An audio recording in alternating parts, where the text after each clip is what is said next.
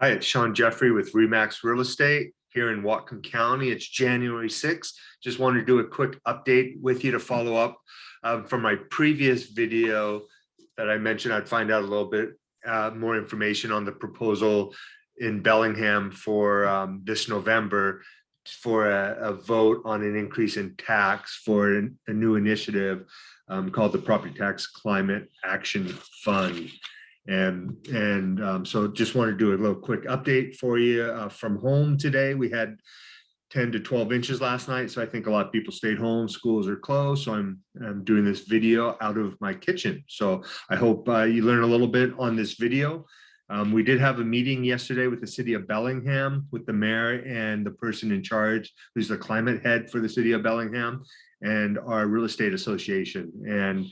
And so we did learn a little bit more. It's called the Property Tax Climate Action Fund, and it's going to hit upon transportation, buildings, renewable energy. They're looking to raise 4 to 6 million for this fund yearly through an increase in taxes, and which will be voted on from the citizens in Bellingham. And a few words, I think they expect that this is going to pass. And starting January 2022, they want to they use the word ambitious.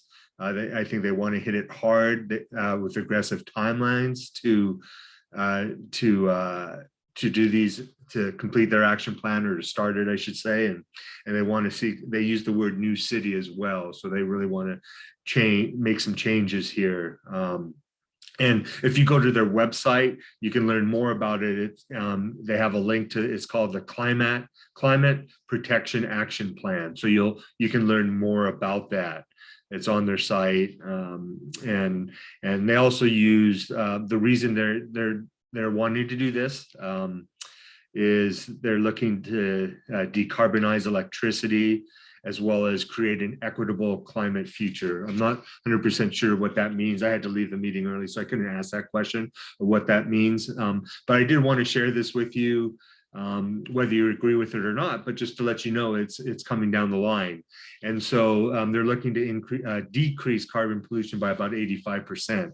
And so they talked about 3 things that they're planning to do. The first thing that they wanted to do and concentrate on is renewable electricity. And so they're talking about more solar, they're talking about more wind power, and then storage for electricity. And so they want to work with PSC on that. And so that was the first thing they're wanting to do. The second thing they're wanting to do that they're going to work on, and they've already started that a little bit in the commercial side of things with buildings, but they really want to work on buildings.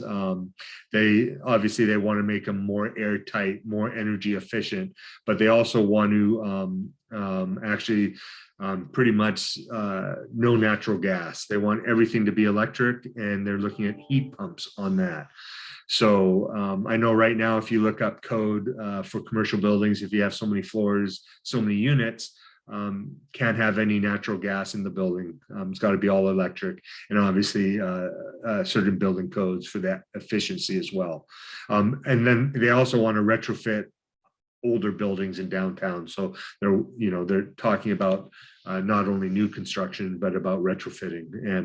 And then they also talked about residential, which will affect quite a few people.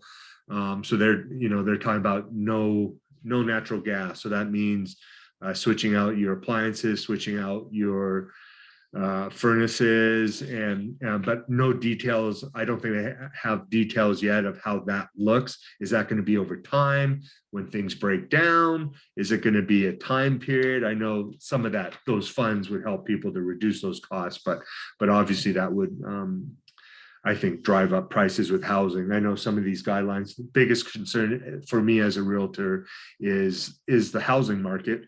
Bellingham saw about a 25% increase this past year, 20% the year before. The median price is over 600,000. Average price is close to 700,000. So housing is really becoming unaffordable. So the question is, what can we do as realtors to encourage affordable housing? But I know with taxes going up, that makes affordable housing a little bit tougher, and houses more spendy when you have to do specific things, where in general we do want to be good stewards and make things more energy efficient. So they're talking about buildings, and then thirdly they're talking about electric vehicles. So more electric vehicles, obviously, more plugs, etc. You know, obviously you have secondary effects with that of battery life, what you do with those batteries, and you know, there are some issues to deal with when things are no longer in use. What do you do with those batteries, etc. So obviously a fine balance there. So that's the other thing they want to do. And so when you look up decarbonizing electricity, from what I could find, obviously taking, you know, creating electricity by decreasing oil, coal, petroleum. So that's a way to decarbonize. So that's the plan for the city of Bellingham. I wanted just to share that with you so you can at least know what's coming up down the pike. You can plan for it accordingly. If you have any more questions, always glad to talk and point you in the right direction. Again, Sean Jeffrey, REMAX Real Estate, SeanJeffrey.com, SeanJeffrey@remax.net, 360-961-2483. Always glad to help. If you're looking for advice, looking for buying or selling, improving your retirement portfolio, always glad to sit down over coffee and talk about that. So you have a great day. Happy New Year. Here's to 2022.